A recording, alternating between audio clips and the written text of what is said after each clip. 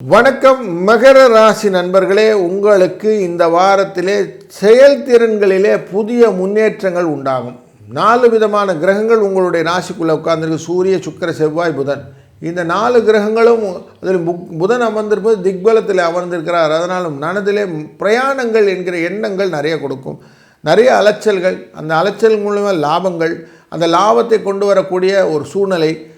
எதையுமே அழகாக நீங்கள் ஏற்கனவே ஒர்க் அவுட் பண்ணி வச்சு அதுக்கேற்ற மாதிரி எக்ஸிக்யூட் பண்ணக்கூடிய சூழ்நிலைகள் மாதத்தில் இந்த வாரத்தில் வரக்கூடிய 29ஆம் நாள் என்று 29ஆம் தேதி அன்று நீங்கள் செய்யக்கூடிய காரியங்கள் உங்களுக்கு பண வரவை கொடுப்பதாக அமையும். அது மட்டும் இல்லை, நீங்கள் இந்த வாரத்தில் கொஞ்சம் காரியங்களை யோசித்து செய்யுங்கள், அவசரப்படாதீர்கள். உங்கள் ராசிநாதனான இந்த சனி பகவான் 3ஆம் இடத்திலே தன லாபத்தை கொடுக்கக்கூடிய இடத்துல இருக்கிறார் என்பதை மனதில் கொள்ளுங்கள். அதனால் முயற்சிகள் உங்களுக்கு வெற்றியை தருவதாக அமையும். அஸ்வினி நட்சத்திரத்திலிருந்து பூச நட்சத்திரம் வரைக்கும் உள்ள இந்த காலகட்டங்களிலே சந்திர பகவானும் உங்களுக்கு நன்மையை செய்ய இருக்கிறார். வாழ்க வளத்துடன்.